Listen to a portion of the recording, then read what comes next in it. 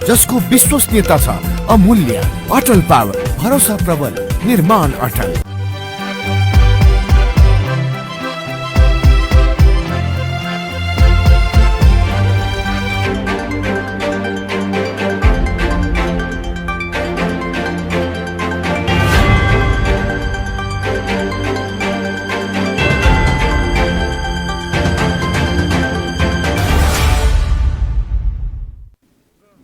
नमस्कार, राज्य खबरमा स्वागत छ। म कल्पना। सुरुमा राज्य खबरका हेडलाइनहरू। लुम्बिनी प्रदेशका कांग्रेस माओवादी सहितका गठबन्धनद्वारा मुख्यमन्त्री पोखरेल नै असंवैधानिक रहेको भन्दै खारेजको घोषणा। प्रदेश प्रमुखलाई बर्खास्त गर्न माग।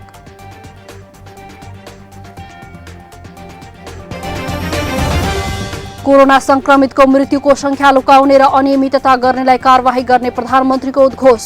स्वास्थ्य जनशक्तिको अभाव हुन नदिन अवकाश प्राप्त चिकित्सकलाई करारमा भर्ना गरिने भनाई। कोरोना महामारी बढेको भन्दै आज रातिदेखि सबै आन्तरिक उडान बन्द। त्रिभुवन अन्तर्राष्ट्रिय विमानस्थलबाट हुने सबै व्यावसायिक अन्तर्राष्ट्रिय उडान पनि वैशाख 23बाट बन्द गरिने। भारतको बंगालमा तृणमूल कांग्रेसको प्रचण्ड बहुमत। नन्दीग्राममा भाजपा कार्यालयमा आगजनी। तृणमूललाई सत्तामा पुर्याउने ममताले भने हारिन्। र अन्तर्राष्ट्रिय क्रिकेट परिषदको टी20 र 1 दिवसीय वरियतामा नेपालले समान 1 स्थानमा सुधारसँगै नेपाल टी20 मा 13औं र 1 दिवसीयमा 16औं स्थानमा उक्लियो। नेपाल गुणस्तर चिन्ह प्राप्त अटल पावर ओपीसी तथा पीपीसी सिमेन्ट। मूल्यमा होइन, गुणस्तरमा विश्वास गर्नुहोस्। सस्तो सिमेन्टको प्रयोग गरेर आफ्नो निर्माणलाई कमजोर नबनाउनुहोस्। अटल पावर ओपीसी अनि पीपीसी सिमेन्ट, जसको विश्वसनीयता छ अमूल्य। अटल पावर, भरोसा प्रबल, निर्माण अटल। अब ढुक्क हुनुहोस्। धेरै समयदेखि प्रतीक्षा गरिएको विश्व प्रसिद्ध ढलान प्रविधि अब रूपन्देहीमा स्थापित भएको छ। न मिस्त्रीको समस्या, न सिमेन्ट गिट्टी बालुवा खोज्ने र राख्ने ठाउँको समस्या, न त चुहिने भत्किने, न फिनिसिङकै समस्या। दिनभरि लाग्ने काम 2 घण्टामा तमाम। गुणस्तरीय ओपीसी सिमेन्ट, धोएको गिट्टी बालुवाबाट रेडीमिक्स कंक्रिट तयार गरी घर, पुल, बाटो तथा अन्य संरचना तयार गरी वर्षौंसम्म ढुक्क हुनुहोस्। लुम्बिनी आरएमसी रेडीमिक्सबाट कंक्रिट ल्याएर घर ढलान गरे। जिन्दगी भरिको लागि ढुक्क भए। तपाई ढुक्क हुनुहोस्। गुणस्तर लुम्बिनी आरएमसीले दिन्छ। लुम्बिनी रेडीमिक्स कंक्रिट प्रणाली, तिलोत्तमा 12, मङ्गलापुर, रूपन्देही। फोन 071 562 391, मोबाइल 98 570 35 966 र 98 026 52 956। लुम्बिनी रेडीमिक्स कंक्रिट प्रणाली। अब खबर विस्तारमा। लुम्बिनी प्रदेशका 4 दलीय गठबन्धनले प्रदेश प्रमुखले असंवैधानिक रूपमा मुख्यमन्त्री शंकर पोखरेललाई शपथ गराएको भन्दै मुख्यमन्त्रीलाई नै खारेज गरेको घोषणा गरेका छन्। उनीहरूले स्वेच्छाचारी ढंगले काम गरेको आरोप लगाउँदै प्रदेश प्रमुख धर्मनाथ यादवलाई बर्खास्त गर्न माग गरेका छन्। नेपाली कांग्रेस, नेकपा माओवादी केन्द्र, जनता समाजवादी पार्टी र राष्ट्रिय जनमोर्चा संसदीय दलका नेताहरूले आज बुटोलमा पत्रकार सम्मेलन गरी बहुमत सदस्यहरूमाथि प्रहरी दमन गरी अल्पमतलाई मुख्यमन्त्री बनाएको भन्दै खारेज गरेको घोषणा गरेका हुन्। गठबन्धनले असंवैधानिक प्रदेश सरकार भएको दावी गर्दै लुम्बिनी प्रदेशका जनसमुदायलाई बहिष्कार गर्न समेत अपील गरेको छ। नेपाली कांग्रेस संसदीय दलका नेता वीरेन्द्र कनौडिया, नेकपा माओवादी केन्द्रका संसदीय दलका नेता कुलप्रसाद केसी, जसपाका दलका नेता सहस्राम यादव र राष्ट्रिय जनमोर्चाका नेता तारा जीसीद्वारा हस्ताक्षर गरिएको विज्ञप्तिमा प्रदेश प्रमुखले पदीय मर्यादा विपरीत असंवैधानिक रूपमा अल्पमत दलको नेतालाई मुख्यमन्त्री बनाएको आरोप लगाएका छन्। गठबन्धनले प्रदेश प्रमुख धर्मनाथ यादवले स्वेच्छाकारी ढंगले काम गरेको आरोप लगाउँदै बर्खास्तीको माग समेत गरेका छन्। नेपाली कांग्रेस संसदीय दलका नेता वीरेन्द्र कनौडियाले प्रदेश प्रमुखले असंवैधानिक रूपमा मुख्यमन्त्रीको पक्षमा लागेर बहुमतलाई व्यवस्था गरेको आरोप लगाउनु भएको छ। कुरा के छ भने यो शंकर पोखरेलको सरकार अल्पमतको सरकार हो। यो सरकारसँग बहुमत छैन। अराजनैतिक अनैतिक तरिकाले संविधानको ठाडो उल्लङ्घन गरेर बल मिछ्याई गरेर हिजोको शपथ ग्रहण कार्यक्रम हो। तो नेपालकै प्रजातन्त्रको इतिहासमा एउटा हिजो कलङ्कित दिन हो। संसदीय प्रक्रिया अनुसार अविश्वासको प्रस्तावमाथि छलफल गर्न वैशाख 19 गते आह्वान गरिएको विशेष अधिवेशनमा उक्त विषयमा छलफल नै नगरी अन्त्य गरेकोमा माओवादी केन्द्र संसदीय दलका नेता कुलप्रसाद केसीको असन्तुष्टि रहेको छ। ऐतिहासिक चुनौती आएको छ, त्यसको सामना नगरी न देश बच्छ न लोकतन्त्र बच्छ न हाम्रो संसदीय अहिलेको नयाँ अभ्यास रहन्छ। हामी ठान्थ्यौँ लुम्बिनी प्रदेश सबैभन्दा शान्त बडा राजनीतिक परिपक्वताका साथ अगाडि बढ्ने प्रदेश, हामी पनि सहकार्य गऱ्यौँ सम्बन्धित पार्टीका साथीहरू, एउटै पार्टी पनि तर यति निकृष्ट ढङ्गले उत्रिनु हुन्छ भन्ने कल्पना पनि गरेको।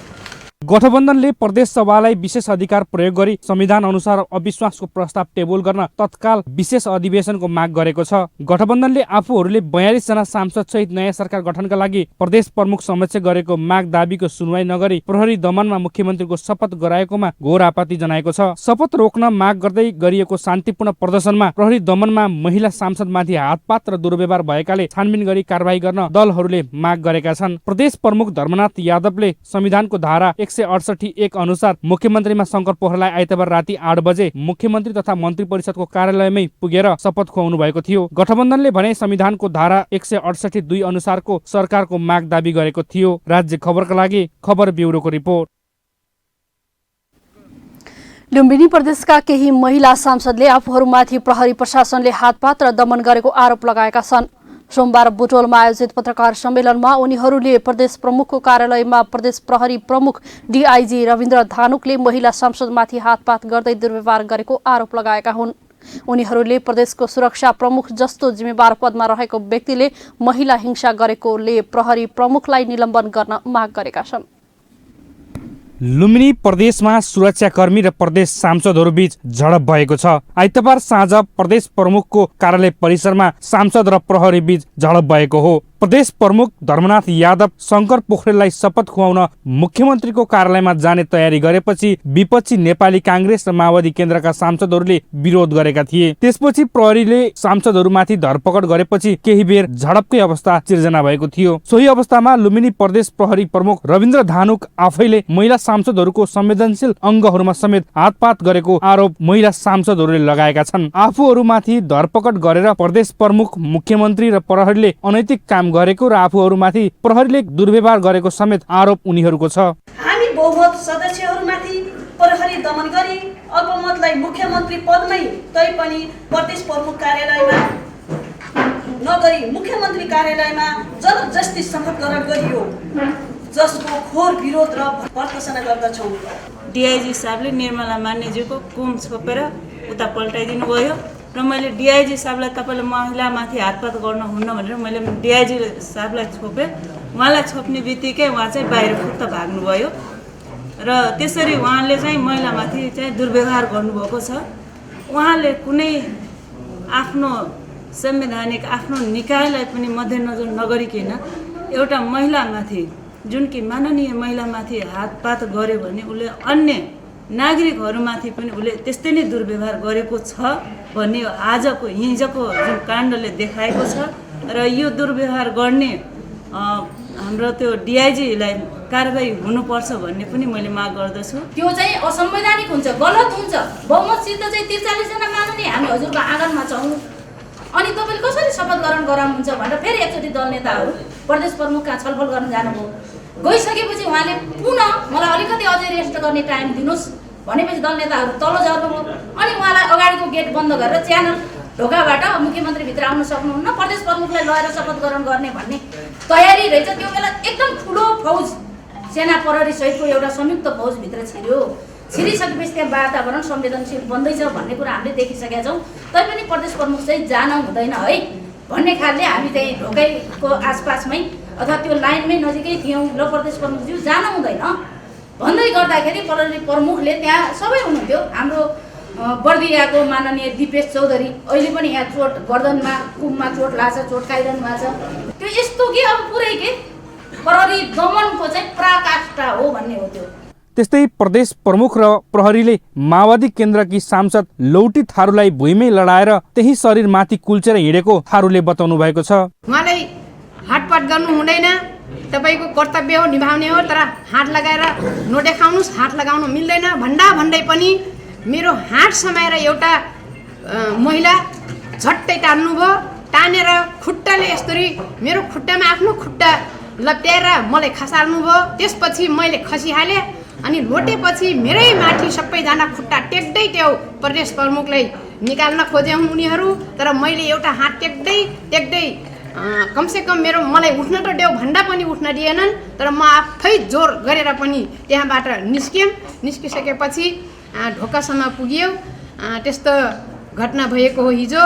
डिआइजी धानुक आफै प्रत्यक्ष संलग्न भएर महिलालाई हातपात र दुर्व्यवहार गरेकाले निलम्बन गर्नुपर्ने विपक्षीको माग छ। धानुक विरुद्ध कानुनी उपचार पनि खोज्ने बताइएको छ। लुम्बिनी प्रदेशमा अल्पमतको दलको नेतालाई मुख्यमन्त्रीमा नियुक्ति र शपथ गराइएको भन्दै विपक्षी दलहरूले कानुनी र राजनीतिक लडाई लड्ने बताएका हुन्। माओवादी केन्द्र, नेपाली कांग्रेस, जनता समाजवादी पार्टी र राष्ट्रिय जनमोर्चाको गठबन्धनले सोमबार संयुक्त रूपमा पत्रकार सम्मेलन गर्दै मुख्यमन्त्रीमा शंकर पोखरेलको नियुक्ति असंवैधानिक, अलोकतान्त्रिक र तानाशाहीको पराकाष्ठ भएको बताएका छन्। 21औं शताब्दीको युगमा यस्तो अराजनैतिक अराजकता, यस्तो निकृष्ट, यस्तो घृणापूर्ण संविधान, कानुन सारा कुरालाई बलमिच्याइ गरेर हिजोको घटना भयो।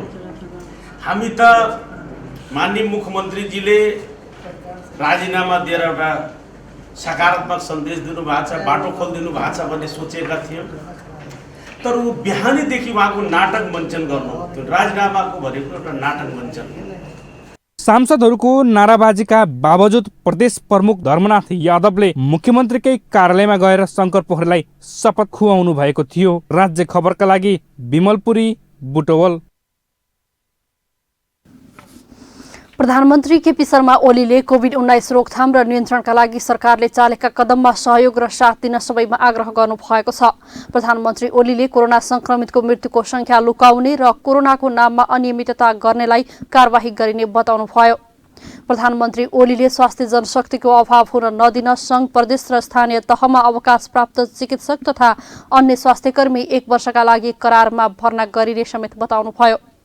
कोभिड-19 र समसामयिक विषयमा आज देशवासीका नाममा सम्बोधन गर्दै प्रधानमन्त्री ओलीले गत वर्ष प्रवेश गरेको महामारीलाई 1 हदसम्म नियन्त्रणमा ल्याइए पनि पुनः प्रवेश गरेको दोस्रो लहरबाट जनजीवन प्रभावित भएकाले यसमा सचेत हुन आग्रह गर्नुभयो।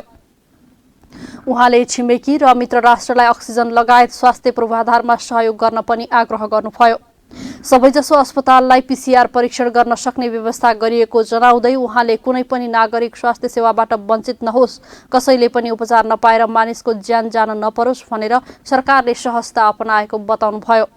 प्रधानमन्त्री ओलीले स्वास्थ्य जनशक्तिको अभाव हुन नदिन संघ, प्रदेश र स्थानीय तहमा अवकाश प्राप्त चिकित्सक तथा अन्य स्वास्थ्यकर्मी 1 वर्षका लागि करारमा भर्ना गरिने समेत बताउनुभयो। गत 1 वर्षको तुलनामा स्वास्थ्य संरचनामा उल्लेखनीय सुधार गरिएको छ। सबै स्थानीय तहमा 5 देखि 15 शय्याका आधारभूत अस्पताल निर्माण र केन्द्र तथा प्रदेशमा संक्रामक रोग अस्पताल निर्माणलाई तीव्रता दिइएको छ। अप्ठ्याराकै बीचमा हामीले कोभिड-19 विरुद्ध सबैलाई निशुल्क खोप उपलब्ध गराउने प्रक्रिया सुरु गरिसकेका छौँ। आफ्ना देशवासीलाई कोरोना विरुद्ध खोप लगाउनेमा हामी दक्षिण एसियामै भारतपछि पहिलो मुलुक हौँ। हालसम्ममा करिब 21 लाखलाई पहिलो डोज खोप लगाइसकिएको छ। दोस्रो डोज खोप लगाउन आरम्भ गरिएको छ। अहिलेसम्म झण्डै 3,70,000ले दोस्रो डोज खोप लगाइसकेका छन्। यस संख्यामा स्वास्थ्यकर्मी लगायत अन्य अग्रपंक्तिमा खटिने व्यक्तिहरू रहेका छन्। मित्र राष्ट्रहरूबाट सहायताका रूपमा प्राप्त खोपका अतिरिक्त नेपाल सरकारले आफै आवश्यक मात्रामा खोप खरिद प्रक्रिया सुरु गरिसकेको छ। चीन, रूस लगायत खोप उत्पादक राष्ट्र तथा कोभ्याक्ससँग निरन्तर सम्पर्क र समन्वय गरी छिटोभन्दा छिटो पर्याप्त मात्रामा खोप लगाइसक्न नेपाल सरकार प्रयत्नशील छ। दिदीबहिनी तथा दाजुभाइहरू, कुनै पनि नागरिक स्वास्थ्य सुविधाबाट वञ्चित हुनु नपरोस् र महामारीका कारण कसैले जीवन गुमाउनु नपरोस् भन्नेमा सरकार संवेदनशील छ। नागरिकको जीवन रक्षा यस सरकारको पहिलो दायित्व हो भन्नेमा म पुनः जोड दिन चाहन्छु। त्यसैले महामारीको दोस्रो लहरको रोकथाम र नियन्त्रणका लागि सरकारका सबै संयन्त्र परिचालन छन्। संघ, प्रदेश र स्थानीय तहबीच समन्वयात्मक एवं प्रभावकारी ढङ्गले कोभिड विरुद्धको लडाईलाई कार्य अघि बढाउन प्रदेश केन्द्रित हुने गरी अहिले नेपाल सरकारका एक जना मन्त्रीलाई फोकल व्यक्ति तोकिएको छ। प्रधानमन्त्री ओलीले वीर अस्पतालको नयाँ भवन र नेपाली सेनाको त्रिचन्द्र मिलिटरी अस्पताल काठमाडौँ उपत्यकाका धेरै शैय्या भएका मेडिकल कलेज, ठूला सरकारी तथा निजी अस्पताललाई कोभिड अस्पतालको रूपमा सञ्चालन गरिने जानकारी दिनुभयो। यस्तै प्रधानमन्त्री ओलीले नेपाली सेनालाई प्रदेश तथा राजधानीमा शीघ्र 1000 शैय्याको अस्थायी अस्पताल निर्माण गर्न निर्देशन दिनुभएको छ। तपाईँ अहिले राज्य खबर हेर्दै हुनुहुन्छ। पालो भएको छ विश्रामको। विश्रामपछि हामी सँगै रहनेछन्।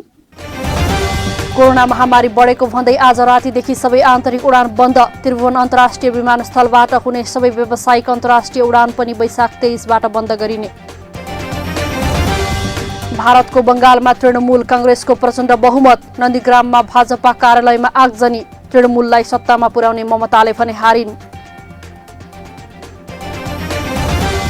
र अन्तर्राष्ट्रिय क्रिकेट परिषदको T20 र 1 दिवसीय वरियतामा नेपालको समान 1 स्थानमा सुधारसँगै नेपाल T20मा 13औं र 1 दिवसीयमा 16औं स्थानमा उक्लियो।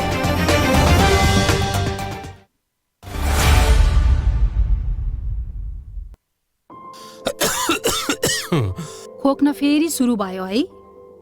चुरोट छोड्नु भनेको मान्नुहुन्न? खासै खोकी छैन। थाहा छ, चुरोट, खैनी जस्ता सुर्तीजन्य पदार्थ सेवन गर्नेहरूलाई कोरोना संक्रमण भएमा गम्भीर लक्षण देखिने र जटिलता समेत हुन्छ। थाहा छ, तिमीले पनि अनेक कुरा थाहा पाउँछौ। हो त, सुर्तीजन्य पदार्थले फोक्सोमा पहिले नै क्षति पुगिसकेको हुन्छ, अनि कोरोना संक्रमण भयो भने झन क्षति पुर्याउँछ। अनि अरू? फेरि चुरोट, सुर्ती, हुक्का खाँदा हातका औँलाले ओठ, मुख र नाकमा छुने, अझ एक अर्का बीच साटासाट गरी खानेहरूमा त कोरोना सर्ने जोखिम झन बढी हुन्छ। हो र? नयाँ तर निकै महत्त्वपूर्ण कुरा भन्यौ तिमीले। अबदेखि म कुनै पनि किसिमको सुर्तीजन्य पदार्थ खाँदै खान्न। सुर्तीजन्य पदार्थको सेवन गर्नेहरूमा कोभिड-19 को संक्रमणको गम्भीर लक्षणदेखि जटिलता समेत हुन्छ। त्यसैले सुर्तीजन्य पदार्थ कहिल्यै सेवन नगरौं। कोभिड-19बाट बचौं र बचाऊ।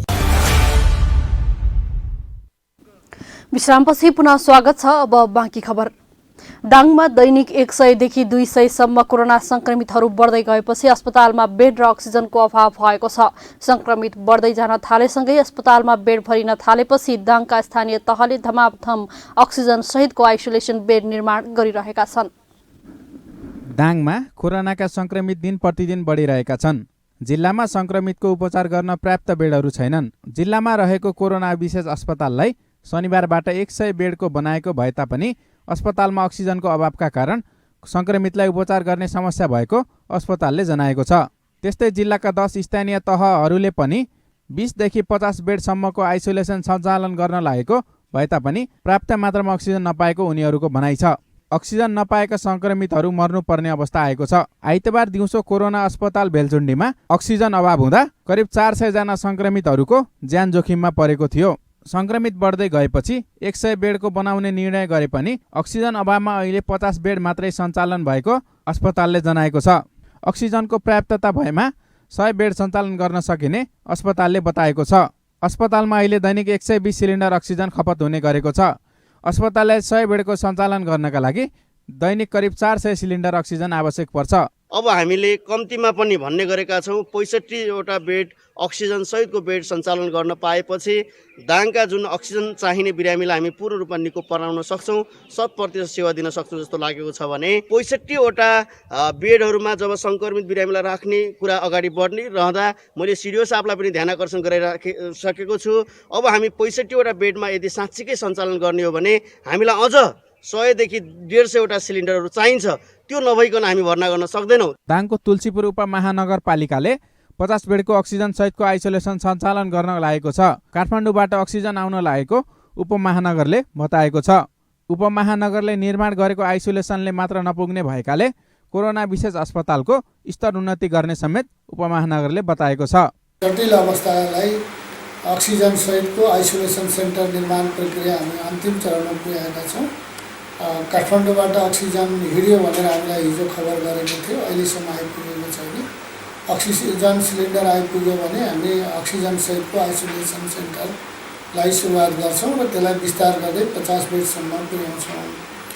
आइसोलेसन सेन्टरमा मात्रैले नधान्दाखेरि हामीले बेलजियममा रहेको कोरोना विशेष अस्पताललाई स्तर उन्नति गरेर त्यसको बेड सङ्ख्या वृद्धि गरेर त्यसलाई चाहिँ नि कोरोना विशेष अस्पतालका रूपमा सञ्चालन गर्ने गर्न अघि बढेको छ र त्यसमा थप कार्यहरू भइरहेछ र जसलाई अब अत्यन्तै तत्कालै समस्या पर्छ त्यसको निम्ति उद्धार गर्नका निम्ति हामीले अहिले खास गरी 3वटा टोलीहरू हामीले निर्माण गरेर परिचालन गरेका छौँ। एउटा अक्सिजन व्यवस्थापन गर्ने टोली छ, एउटा चाहिँ एम्बुलेन्सहरूको व्यवस्थापन गर्ने टोली छ, एउटा चाहिँ सब वाहन सबहरूको व्यवस्थापन गर्ने टोलीले कार्य गरिरहेछ। घोराई उपमहानगरपालिकाले पनि राप्ती स्वास्थ्य विज्ञान प्रतिष्ठान घोराईसँग सम्झौता भएर 40 बेडको आइसोलेसन प्रतिष्ठानमा बनाउन लागेको बताएको छ। तर अक्सिजन अभाव भएको भन्दै त्यसको व्यवस्थापनमा आफूहरू तयारीमा लागेको बताएको छ। अक्सिजनको विषयमा पनि अब अक्सिजन त्यस्तो अपुरो छैन। अक्सिजन चाहिँ पूर्ति गर्नको लागि पनि हामीले त्यसमा एउटा एजेन्डा छ आज र हामीले अक्सिजन कसरी व्यवस्था गर्ने, अब हामीसँग यहाँ घोराईमा भएका अक्सिजनका प्लान्टहरूलाई पनि व्यवस्थित गर्न हामीले के गर्न सकिन्छ। अहिले आज स्थलगत निरीक्षण गरेर हुन्छ कि यहाँ त्यो ग्यासहरू उत्पादन गर्नलाई प्रशासनले कहाँ कहाँ चाहिँ ग्यासका सिलिन्डरहरू छन् त्यसलाई व्यवस्थित गर्न पनि एउटा निर्देशन गरिसकेको अवस्था छ र हामीले पनि त्यसलाई अब हाम्रो तर्फबाट पनि आज विशेष किसिमको एउटा समिति बनेर कहाँ कहाँ सिलिन्डरहरू छन् र कस्तो अवस्थामा हामीले अक्सिजनलाई पर्याप्त मात्रामा चाहिँ पुग्ने हिसाबले चाहिँ स्टक गर्न सकिन्छ भन्ने विषयमा पनि एउटा गम्भीर एजेन्डा छ। त्यो विषयमा पनि हामी अगाडि बढ्छौँ। लुम्बिनी प्रदेशको स्थायी राजधानी देउखुरी उपत्यका क्षेत्रका 4 स्थानीय तहले लमैमा आइसोलेसन सहितको 25 बेडको कोरोना अस्थायी अस्पताल सञ्चालन गर्न लागेको छ। शान्तिनगरले 20 बेडको आइसोलेसन, बबैले 30 बेड, दङ्गी शरणले 20 बेड, बङ्गलाचलीले 20 बेडको आइसोलेसन सञ्चालनमा ल्याउन लागेका छन्। तर सबै ठाउँमा अक्सिजन अभाव छ। जिल्लामा अहिले 3वटा अस्पतालले कोरोना संक्रमितको उपचार गर्दै आइरहेको जिल्ला प्रशासन कार्यालय दाङले बताएको छ। तर अस्पतालहरूमा बेड थपिँदै गएको भए तापनि अक्सिजनको अभावले समस्या भएको प्रशासनको भनाइ छ। अहिले हाम्रो जिल्लामा विशेष गरेर 3वटा अस्पतालबाट उपचार हामीले सुरु गरेका छौँ।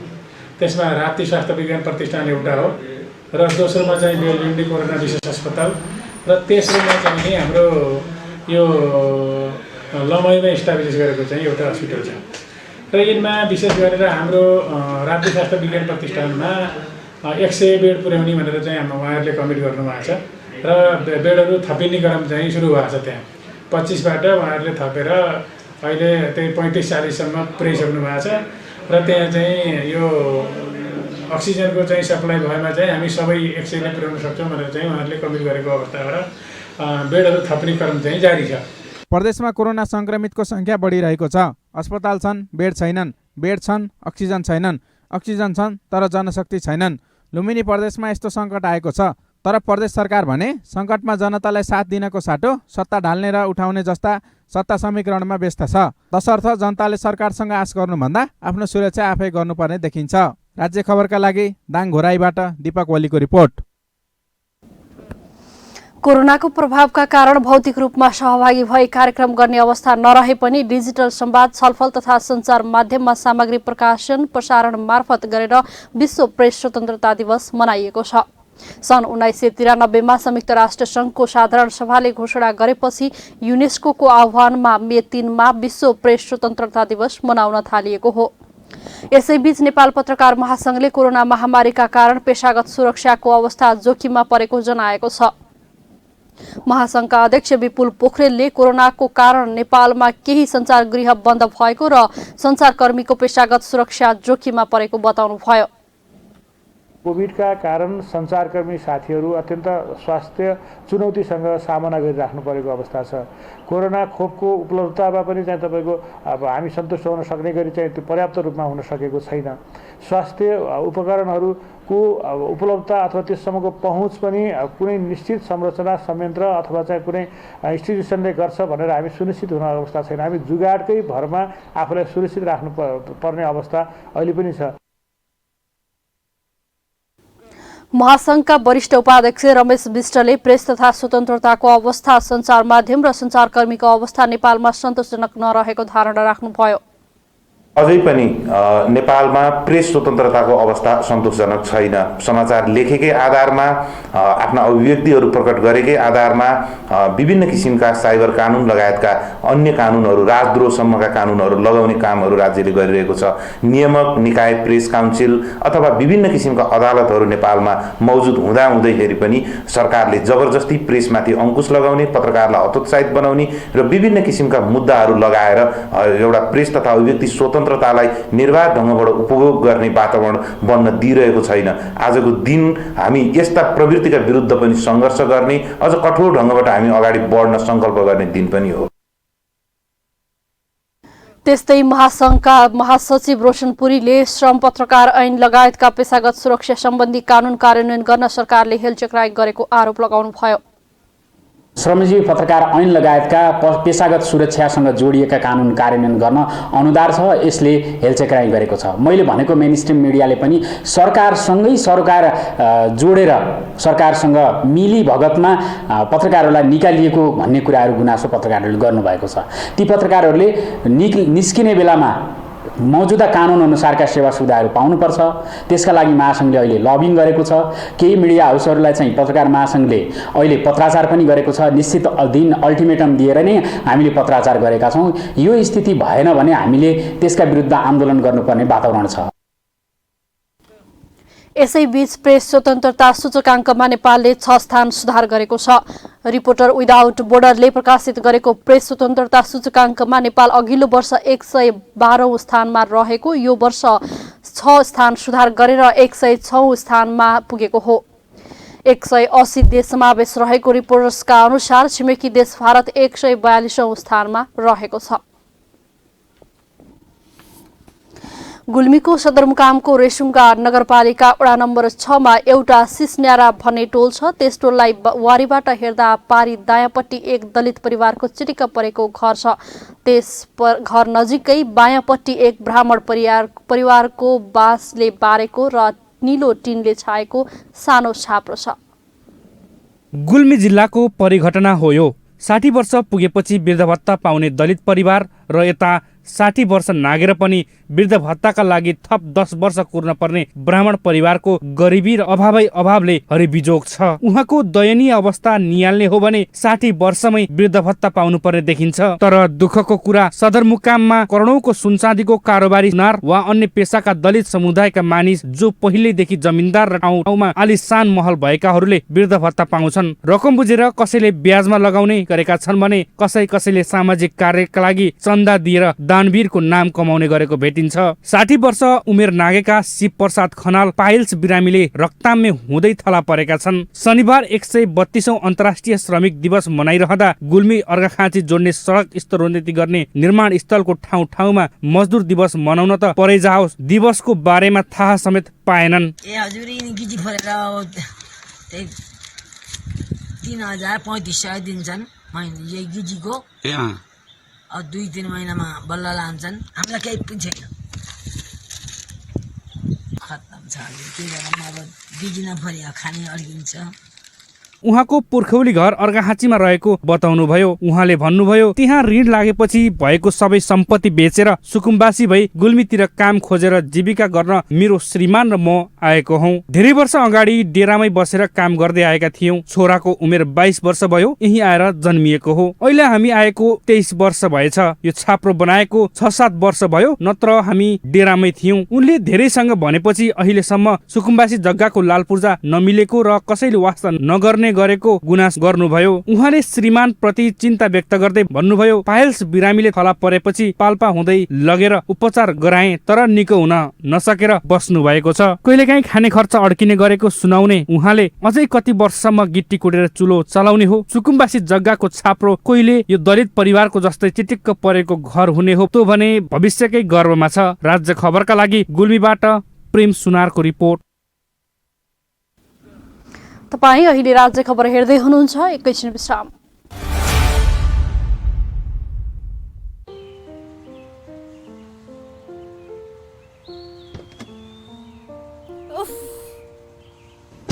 तिमीले फेरि चोर खान थालेको? कुर्दै एउटा मात्रै। जति भने नि मान्दैनौ, जान्न म कतै नि। एक एकछिन कुर्दा पनि सरी बाबा सरी, गल्ती भयो। तिम्रो कसम अबदेखि खान्न। बरु जाउँ कतै लन्च खान। चुरोट, हुक्का, खैनी जस्ता सुर्तीजन्य पदार्थ पूर्ण रूपमा निषेध भएको रेस्टुरेन्टमा मात्रै जान्छु म। मलाई पनि थाहा छ, चुरोट, खैनी जस्तो सुर्तीजन्य पदार्थले मलाई, तिमीलाई र भविष्यमा हामीबाट जन्मने बच्चालाई समेत असर गर्न सक्छ। धूम्रपान तथा सुर्तीजन्य पदार्थको सेवन कहिल्यै नगरौं। आफ्नो स्वास्थ्यप्रति आफै सजग र जिम्मेवार बनाऊ।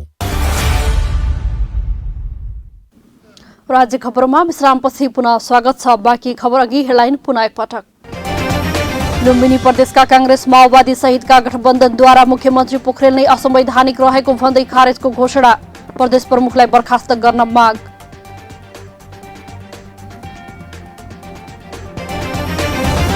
कोरोना संक्रमितको मृत्युको संख्या लुकाउने र अनियमितता गर्नेलाई कारवाही गर्ने प्रधानमन्त्रीको उद्घोष। स्वास्थ्य जनशक्तिको अभाव हुन नदिन अवकाश प्राप्त चिकित्सकलाई करारमा भर्ना गरिने भनाई। कोरोना महामारी बढेको भन्दै आज रातिदेखि सबै आन्तरिक उडान बन्द। त्रिभुवन अन्तर्राष्ट्रिय विमानस्थलबाट हुने सबै व्यावसायिक अन्तर्राष्ट्रिय उडान पनि वैशाख 23बाट बन्द गरिने। भारतको बंगालमा तृणमूल कांग्रेसको प्रचण्ड बहुमत। नन्दीग्राममा भाजपा कार्यालयमा आगजनी। तृणमूललाई सत्तामा पुर्याउने ममताले भने हारिन्। र अन्तर्राष्ट्रिय क्रिकेट परिषदको T20 र 1 दिवसीय वरियतामा नेपालको समान 1 स्थानमा सुधारसँगै नेपाल T20मा 13औं र 1 दिवसीयमा 16औं स्थानमा उक्लियो। अब बाँकी खबर। कोरोना महामारी बढेको भन्दै सरकारले आज रातिदेखि सबै आन्तरिक हवाई उडान बन्द गर्ने जनाएको छ। आन्तरिक रूटमा भने आपतकालीन उद्धार तथा हेलिकप्टर चार्टरलाई भने परिस्थिति अनुसार अनुमति दिन सकिने मन्त्रालयले जनाएको छ। त्यस्तै वैशाख 23 गते राति 12 बजेदेखि लागू हुने गरी त्रिभुवन अन्तर्राष्ट्रिय विमानस्थलबाट हुने सबै व्यावसायिक अन्तर्राष्ट्रिय उडान पनि बन्द गर्ने जनाएको छ। संस्कृति पर्यटन तथा नागरिक उड्डयन मन्त्रालयले आइतबार बसेको मन्त्री परिषद बैठकको निर्णयका आधारमा यसबारे सोमबार दिउँसो थप प्रश्न पारेको हो। मन्त्रालयका सहसचिव बुद्धिसागर लामिछानेले नेपाली समय अनुसार 23 गते बिहीबार राति 12 बजेपछि नेपाल आउने र नेपालबाट हुने सबै व्यावसायिक अन्तर्राष्ट्रिय उडानमा रोक लगाइएको बताउनु भएको छ। भारतसँग थप कडाइका साथ सातामा 2 दिन उडान भने हुने छ। सहसचिव लामिछानेले भने अरू देशका लागि हुने उडान भने वैशाख मसान्तसम्मलाई बन्द गर्ने निर्णय मन्त्री परिषद बैठकले गरेको हो। हाल देखिएको कोरोना महामारीको चेन ब्रेक गर्नुपर्ने भएकाले अन्तर्राष्ट्रिय उडान धेरै लामो समय बन्द नहुने पनि बताउनु भयो। यो धेरै लामो समय जाँदैन, त्यसैले तत्काललाई भारत बाहेकका सबै मुलुकमा भइरहेका उडान तत्काल बन्द गर्ने निर्णय भएको हो। अब पहिले जस्तो उद्धार तथा चार्टर उडान पनि हुने छैनन्। खबरको सिलसिलामा अब विदेशको खबर। भारतको पश्चिम बंगालमा तृणमूल कांग्रेसको प्रचण्ड विजय भएसँगै राज्यका विभिन्न ठाउँमा हिंसा चर्किएका छन्। सोमबार नन्दीग्राममा भारतीय जनता पार्टीको कार्यालयमा तोडफोड गर्ने कोसिस गरियो अनि त्यहाँ आगजनी पनि गर्न खोजियो। तृणमूलका कार्यकर्ताहरूले यो उपद्रव गरेको आरोप भाजपाले लगाएको छ। भाजपा कार्यालय मात्र नभई अनेकौं पसल र घरमा तोडफोड र आगजनी गरिएको छ। प्रहरी घटनास्थलमा पुगेपछि हंगामा गर्नेहरू भागेका थिए। नन्दीग्राम बजारमा तनावको स्थिति छ। ममता बनर्जीले नन्दीग्राममा चुनाव हारेकाले तृणमूल कार्यकर्ताहरू आक्रोशित भएका हुन्। ममतालाई भाजपाका शुभेन्दु अधिकारीले हराएका हुन्। आइतबार बंगालको दुर्गापुरमा भाजपाको कार्यालयमा आगजनी गरिएको थियो। दुर्गापुर पश्चिममा भाजपाका उम्मेद्वार रहेका लखनका अनुसार तृणमूल कार्यकर्ताहरूले रातभरि बाइकमा घुमेर आतंक मचाउँदै हिँडेका थिए। अब खेल खबर। अन्तर्राष्ट्रिय क्रिकेट परिषद ICC को T20 र 1 दिवसीय वरियतामा नेपालको समान 1 स्थानमा सुधार गरेको छ। सुधारसँगै नेपाल T20 मा 13औं र 1 दिवसीयमा 16औं स्थानमा उक्लियो। ICC ले आज सार्वजनिक गरेको नयाँ वरियतामा नेपाल 1 स्थान सुधार गर्दै 13औं स्थानमा उक्लिएको हो। यसअघि नेपाल 14औं स्थानमा रहेको थियो। घरेलु मैदानमा यही वैशाखमा सम्पन्न त्रिकोणात्मक T20 सिरिजको उपाधि समेत नेपालले जितेको थियो। नेपालको T20 मा उत्कृष्ट वरियता 11औं स्थान हो।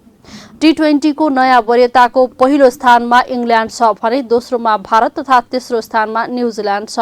त्यसैगरी चौथो स्थानमा पाकिस्तान छ भने पाँचौं स्थानमा अस्ट्रेलिया छ। यस्तै एक दिवसीय वरीयतामा नेपाल 16औं स्थानमा छ। यसअघि नेपाल 17औं स्थानमा रहेको थियो। एक दिवसीयको नयाँ वरीयतामा न्युजिल्यान्ड शीर्ष स्थानमा छ भने अस्ट्रेलिया दोस्रो तथा भारत तेस्रो स्थानमा रहेको छ। राज्य खबरको अन्त्यमा आइपुग्यौं। जाँदा जाँदै हेडलाइनहरू। लुम्बिनी प्रदेशका कांग्रेस माओवादी सहितका गठबन्धनद्वारा मुख्यमन्त्री पोखरेल नै असंवैधानिक रहेको भन्दै खारेजको घोषणा।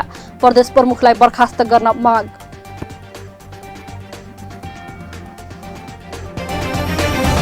कोरोना संक्रमितको मृत्युको संख्या लुकाउने र अनियमितता गर्नेलाई कारवाही गर्ने प्रधानमन्त्रीको उद्घोष। स्वास्थ्य जनशक्तिको अभाव हुन नदिन अवकाश प्राप्त चिकित्सकलाई करारमा भर्ना गरिने भनाई। कोरोना महामारी बढेको भन्दै आज रातिदेखि सबै आन्तरिक उडान बन्द। त्रिभुवन अन्तर्राष्ट्रिय विमानस्थलबाट हुने सबै व्यावसायिक अन्तर्राष्ट्रिय उडान पनि वैशाख 23बाट बन्द गरिने। भारतको बंगालमा तृणमूल कंग्रेसको प्रचण्ड बहुमत। नन्दीग्राममा भाजपा कार्यालयमा आगजनी। तृणमूललाई सत्तामा पुर्याउने ममताले भने हारिन्। र अन्तर्राष्ट्रिय क्रिकेट परिषदको T20 र एक दिवसीय वरीयतामा नेपालको समान एक स्थानमा सुधारसँगै नेपाल T20मा 13औं र एक दिवसीयमा 16औं स्थानमा उक्लियो।